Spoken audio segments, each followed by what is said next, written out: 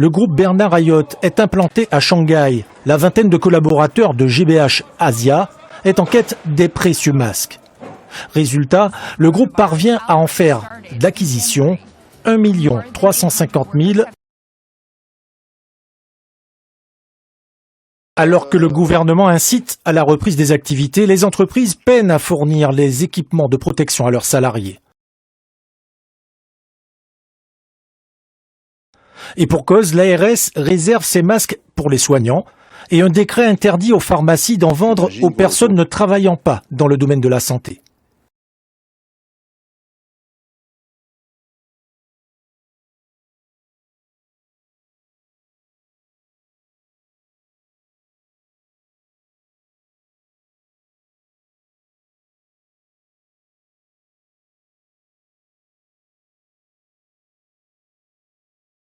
Le groupement bananier Banamart a par exemple ainsi pris réception de 39 000 masques pour les ouvriers agricoles. Le lendemain de cette livraison, la CPME annonce à ses quelques 300 adhérents qu'ils peuvent bénéficier d'une proposition commerciale du groupe GBH.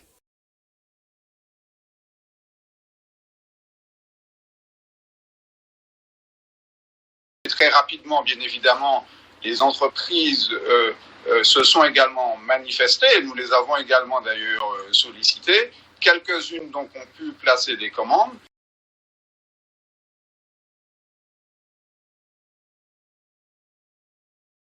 Le lendemain de cette livraison, la CPME annonce à ses quelques 300 adhérents qu'ils peuvent bénéficier d'une proposition commerciale du groupe GBH.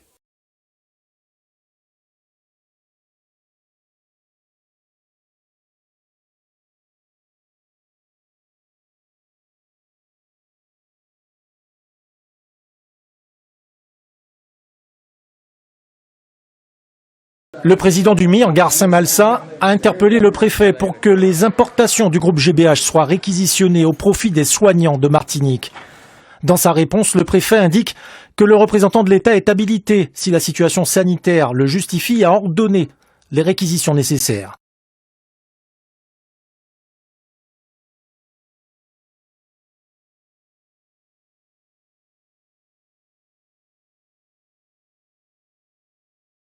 Alors ces masques seront remis à l'Agence régionale de santé des départements.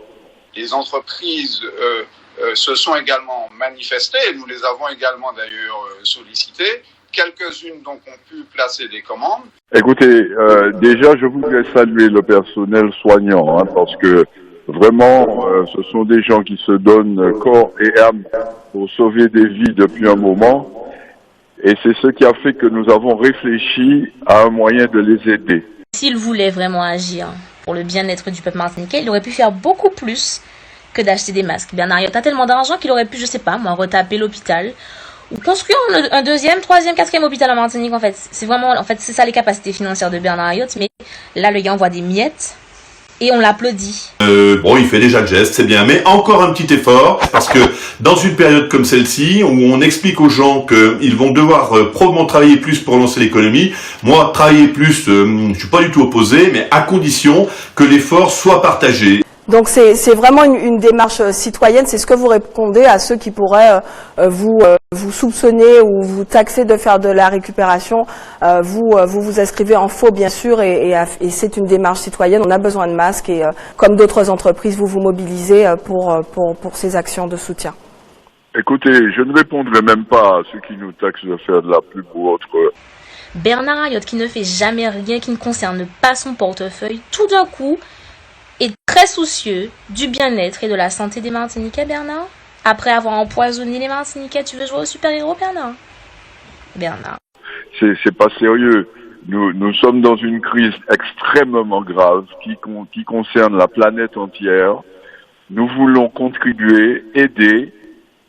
Il envoie des miettes et il en tire plusieurs bénéfices, en fait. Donc ça n'a rien d'être désintéressé, ça n'a rien d'un don gratuit.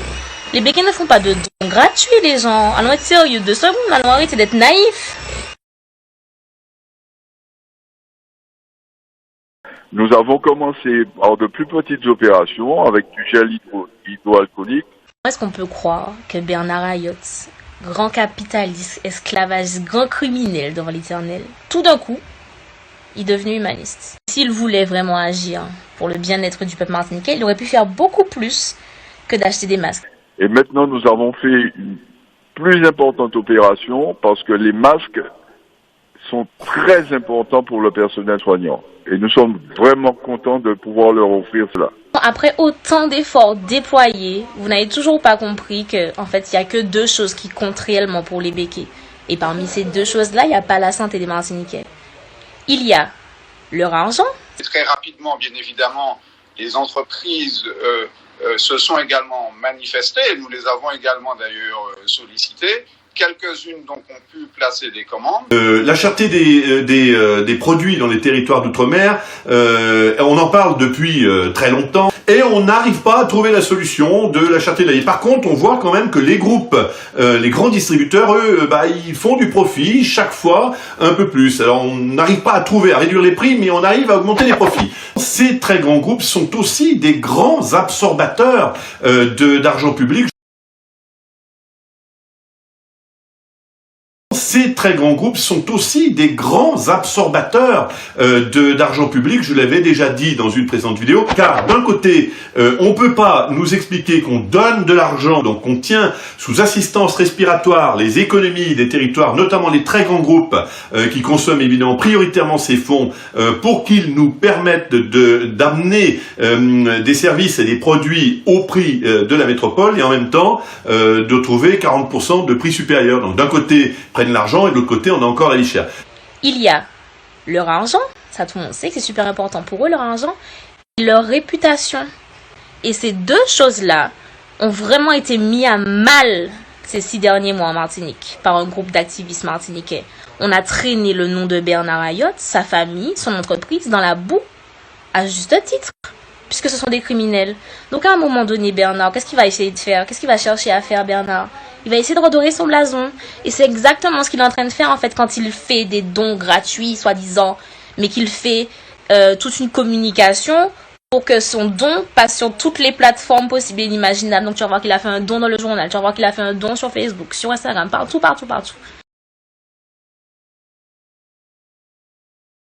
Nous allons donc leur remettre les masques, je pense après-demain pour la Martinique. Nous en avons 300 000 pour la Martinique. Pourquoi? Parce que tout le monde est au courant que Bernard a été impliqué dans l'empoisonnement des sols martiniquais.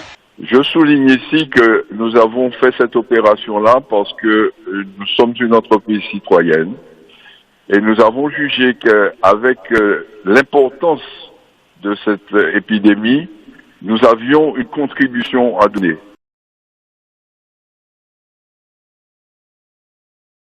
Les entreprises se sont également manifestées, et nous les avons également d'ailleurs sollicitées. Quelques-unes donc ont pu placer des commandes.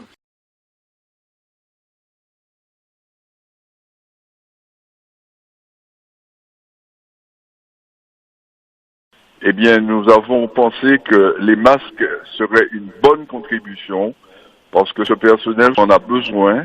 Le lendemain de cette livraison, la CPME annonce à ses quelques 300 adhérents qu'ils peuvent bénéficier d'une proposition commerciale du groupe GBH. Et nous sommes très heureux de leur offrir ces masques.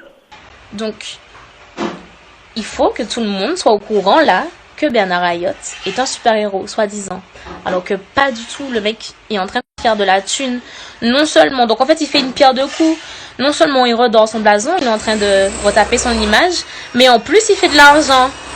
Il se fait énormément d'argent parce qu'en fait les supposés dons gratuits vont être en fait exonérés de ses impôts. Donc Bernard va payer moins d'impôts. Donc nous, on dit qu'il faut stopper cette économie des rafle-tout qui prennent tout parce que du coup, il n'y a plus de contrôle, les comptes sont pas publiés par ailleurs, donc on est un peu dans le vague.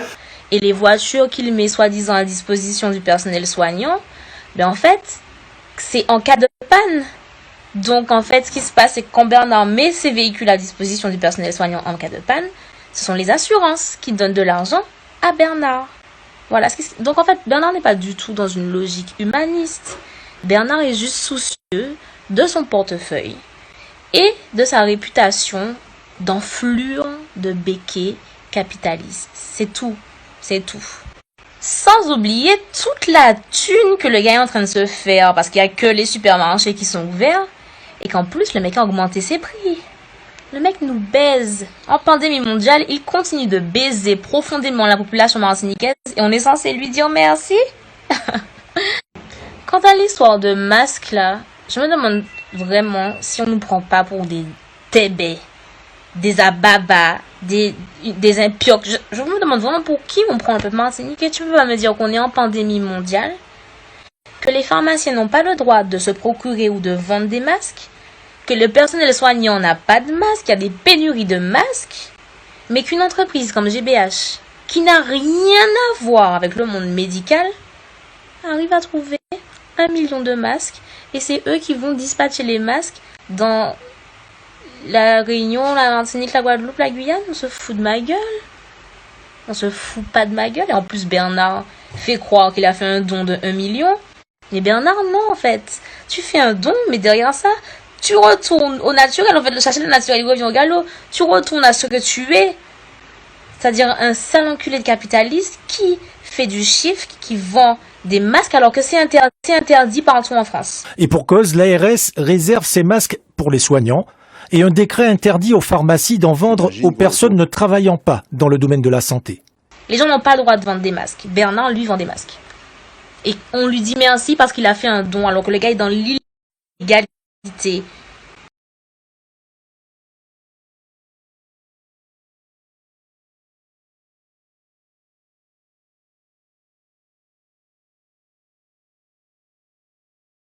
Inquiet de ce qui se passe en Martinique, à voir que la circulation reprend, que tout le monde reprend un peu son activité, que des magasins réouvrent, alors qu'on a l'impression que le confinement est fini, alors que non, tout au contraire, le confinement doit être plus intense. Tu aurais pu donner tous les masques si tu étais vraiment un homme généreux, un humaniste. Donne tous les masques, Bernard. Non, tu ne donnes pas tout.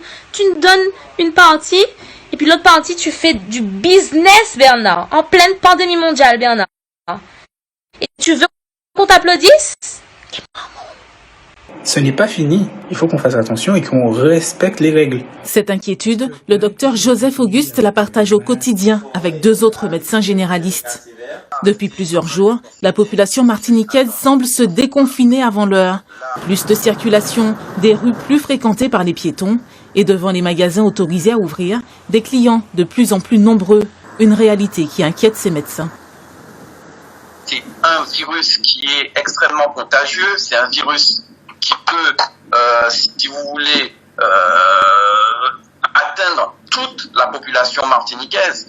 Quand toute la population martiniquaise sera atteinte par ce virus, qu'est-ce qu'on fera? Là, l'économie ne nous sauvera pas. L'ouverture de ces magasins est une bonne chose sur le plan économique, puisque ça permet de sauver, comme je vous l'ai dit, beaucoup de PMI, beaucoup de PME, beaucoup d'emplois, de sauver des situations familiales. Il y a des gens qui doivent payer des choses, mais sur le plan sanitaire, pour moi, c'est possiblement une catastrophe.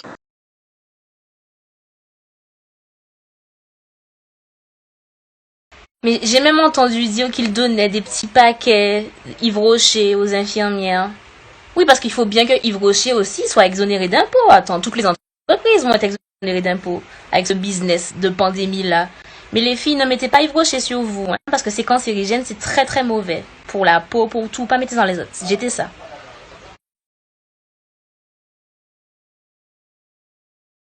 La Martinique abrite une population à risque très sensible au Covid-19, diabétique, hypertendue, asthmatique, population vieillissante, des réalités insoutenables que ces médecins considèrent comme autant d'arguments pour convaincre de rester chez soi. La personne asthmatique a des poumons fragiles. Si vous imaginez qu'un patient qui est déjà asthmatique, donc il y a des difficultés respiratoires, vient encore attraper le coronavirus, vous imaginez bien que, vu le nombre de patients qu'on a en Martinique qui sont asthmatiques, on court vers la catastrophe. Culturellement, les Martiniquais aiment bien aller chez papy, chez mamie. Vous vous promenez, vous attrapez le virus, vous ramenez chez papy, chez mamie.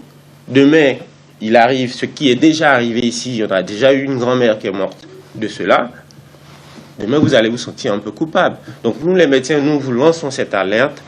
Restez confinés, respectez le confinement et on verra. 3 médecins qui craignent pour l'avenir si les Martiniquais continuent à se déconfiner avant l'heure.